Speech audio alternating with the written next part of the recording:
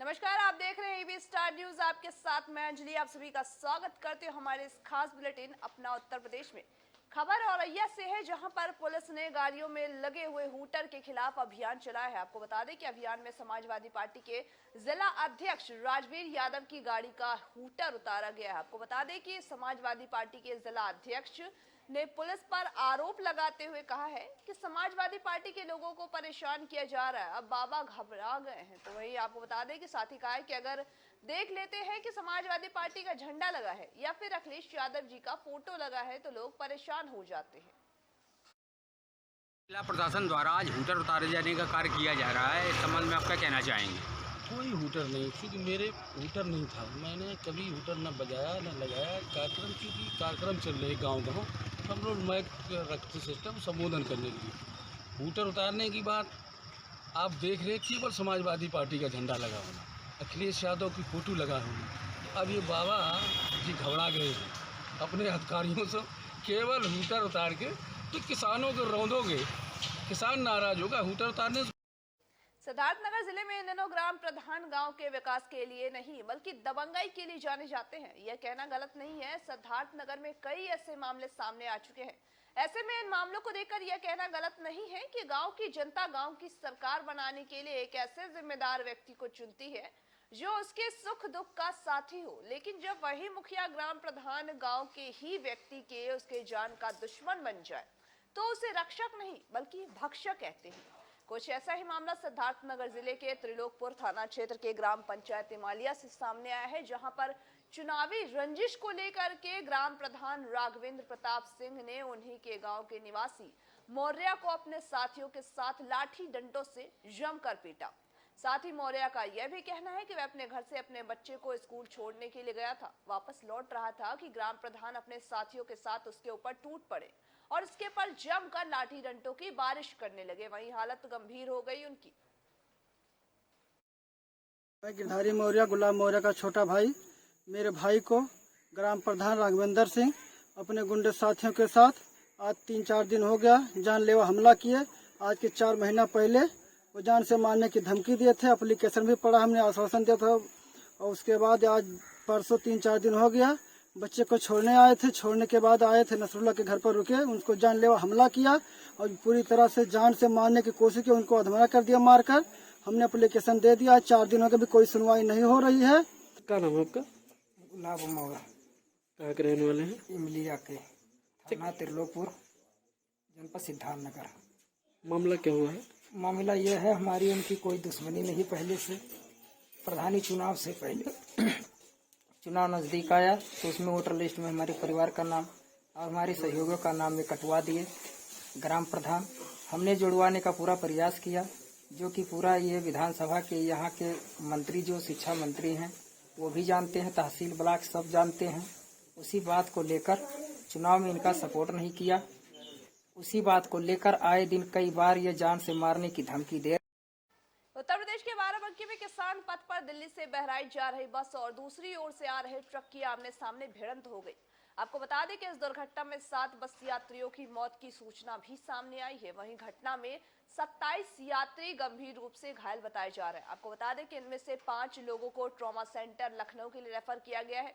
तो वहीं सीएम योगी ने बाराबंकी की घटना का संज्ञान लिया है और संज्ञान लेते हुए दुख भी प्रकट किया है। मृतकों के प्रति हार्दिक संवेदना प्रकट की है। मौके पर वरिष्ठ अधिकारियों के पहुंचने के निर्देश देते हुए घायलों का समुचित निःशुल्क इलाज कराने के निर्देश भी दिए हैं। आपको बता दें कि गुरुवार को सुबह के ही करीब 5:30 बजे दिल्ली से बहराइच जा रही टूरिस्ट बस जैसे ही दवा कोतवाली आपको बता दें कि क्षेत्र के किसान पथ पर बबूरी गांव के पास पहुंची, सामने आ रहे एक ट्रक अचानक बेकाबू हो गया और उससे टकरा गया। टक्कर के दौरान रफ्तार इतनी तेज थी कि बस और ट्रक के पड़खच्चे उड़ गए। तो वहीं दुर्घटना की सूचना पाते ही भारी संख्या में पुलिस बल और तहसील प्रशासन मौके पर पहुंची। बस और ट्रक को काटकर घायलों को निकाला गया है। तो वहीं सभी घायलों को जिला अस्पताल भेज दिया गया है, जहां डॉक्टरों ने 9 लोगों को मृत घोषित कर दिया है।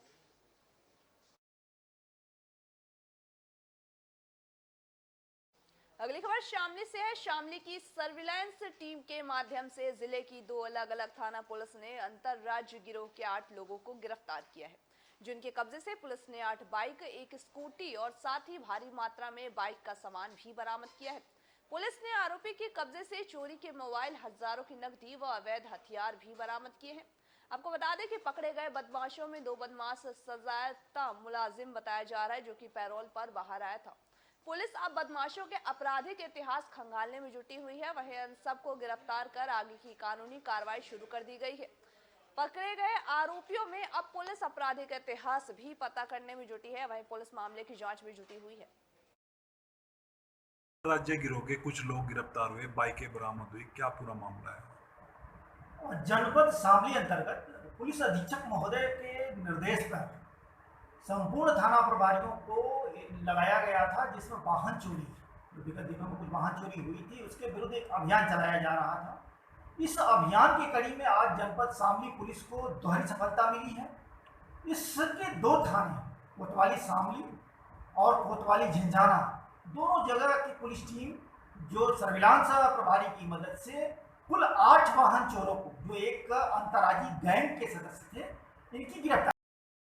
उत्तर प्रदेश सरकार द्वारा जारी किए गए एंटी भू माफिया अभियान जनपद महोबा में बेअसर साबित हो रहे हैं। ऐतिहासिक और प्राचीन तालाबों पर भू माफियाओं द्वारा कब्जा करने के साथ ही इन तालाबों को दूषित किए जाने का भी मामला सामने आया है। आपको बता दें कि कुलपहाड़ तहसील में एक गांव में बने प्राचीन तालाब पर किए गए अवैध कब्जे को लेकर के ग्रामीणों ने डीएम महोबा से मुलाकात करके शिकायती पत्र सौंपा है। ग्रामीणों ने जिलाधिकारी महोबा सत्येंद्र कुमार से भूमाफियाओं द्वारा किए गए अवैध कब्जे को कब्जा मुक्त कराए जाने की मांग की है। साथ ही साथ उन्होंने कब्जाधारियों के खिलाफ कड़ी से कड़ी कार्रवाई की जाने की भी अपील की है, जिसको लेकर के डीएम ने समस्या के जल्द ही निस्तारण करने का आश्वासन दिया है। आपको बता दें कि कुलपहाड़ तहसील के बैंदो गांव में मशहूर साहित्यकार के एक उपन्यास से जुड़े ऐतिहासिक तालाब को भूमाफियाओं द्वारा निशाना बनाया जा रहा है। तालाब के चारों तरफ अवैध कब्जे करने के साथ ही दूषित भी किया जा रहा है, जिसके चलते गांव वासियों को खासी मुसीबतों का सामना भी करना पड़ रहा है। वहीं कई बार मना करने के बावजूद भी समस्या आज भी जस के तस ही बनी हुई है। डीएम साहब ने ये कहा है कि जो हम लोगों ने एप्लीकेशन दी है, हम ग्राम बैंदों के रहने वाले हैं और हमारे ग्राम बैंदों में आदर्श तालाब एवं आदर्श कूप पर कुछ अवैध कब्जाधारियों ने जब एक कब्जा कर लिया है, उसमें अपनी लैट्रिन का और नर्दे का पानी डाले हुए हैं तालाब पर, जिससे हम सभी ग्रामवासियों को नहाने, गल्ला धोने, जानवरों को पानी पिलाने में बहुत परेशानी हो रही है। इस कारण से हम सभी ग्रामवासी डीएम साहब के पास आए थे कि हमारे तालाब की जांच कराकर अगर सुंदरीकरण हो जाए उसका। मुंशी प्रेमचंद जी ने वहीं पर बैठकर आत्माराम नामक कहानी लिखी थी तालाब के पास बैठकर। वहाँ मंदिर भी है बहुत पुराना, तो अगर वहाँ पर अगर सुंदरीकरण हो जाए तालाब का। खबर यूपी के मथुरा से सामने आई है, जहां पर शहर के मुख्य चौराहा भूतेश्वर पर यूथ ब्रिगेड समाजवादी पार्टी द्वारा लखीमपुर खीरी में घटना को लेकर आज सैकड़ों कार्यकर्ताओं द्वारा कैंडल मार्च निकाला गया और साथ ही सरकार को कोसते हुए पूर्व जिला अध्यक्ष तनवीर अहमद व पूर्व जिला अध्यक्ष तुलसीराम शर्मा ने एबी स्टार न्यूज के संवाददाता अमित शर्मा से बात की है। क्या कुछ उन्होंने कहा, आइए आपको सुनाते हैं।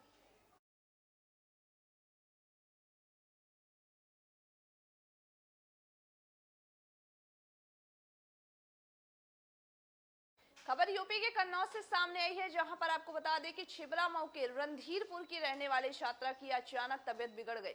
वहीं आपको बता दें कि जिसके बाद हॉस्पिटल छात्रा को अस्पताल ले जाया गया, जहां पर उसकी हालत और ज्यादा बिगड़ गई। वहीं जिसके बाद छात्रा की मौत हो गई है। परिजनों का आरोप है कि प्लेटलेट कम होने पर मंगलवार को छात्रा को 100 सैया अस्पताल में भर्ती कराया गया था। फिर डॉक्टरों ने जो इंजेक्शन लगाया उससे उसकी हालत बिगड़ गई। यही नहीं, हालत बिगड़ने के दौरान ही छात्रा ने अपना दम तोड़ दिया।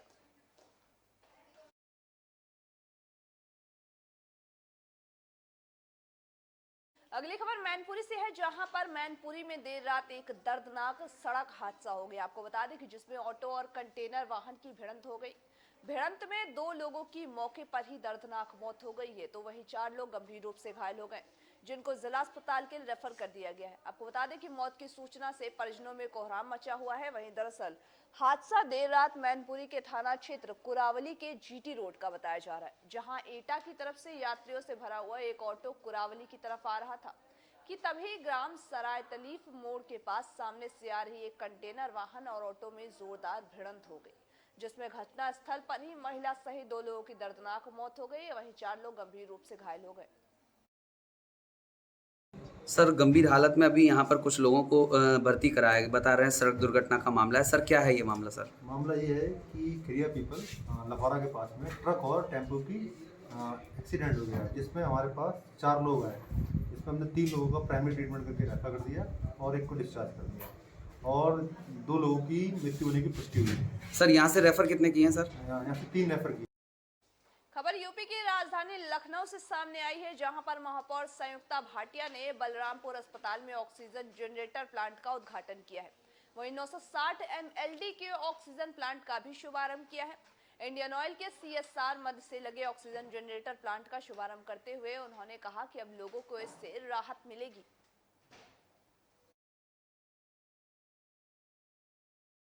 अगली खबर प्रयागराज से सामने आई है, जहां पर मां शैलपुत्री की आराधना के साथ ही आज से नवरात्रि की शुरुआत हो गई है। नवरात्रि के पहले दिन मां शैलपुत्री की पूजा की जा रही है, तो वहीं प्रयागराज से देवी मंदिरों में सुबह से ही भक्त दर्शन के लिए भीड़ उमड़ी थी। तो वहीं आपको बता दें कि भक्त ने दर्शन के साथ साथ जलाभिषेक और फूलमाला चढ़ाकर मां की आराधना की है। 51 शक्तिपीठों में से एक अलोपी मंदिर में अलोप शंकरी के रूप में स्थापित है। उनके दर्शन को भक्तों की भीड़ लगी हुई थी। वहीं सभी मां भगवती को मनाकर अपनी मनोकामनाओं की पूर्ति के लिए सुबह से ही आ रहे थे। वहीं आप देख सकते हैं जैसा कि तस्वीरों मंदिर में बहुत ज्यादा भीड़ लगी हुई है और सभी भक्त बस माता के दर्शन के लिए व्याकुल हैं।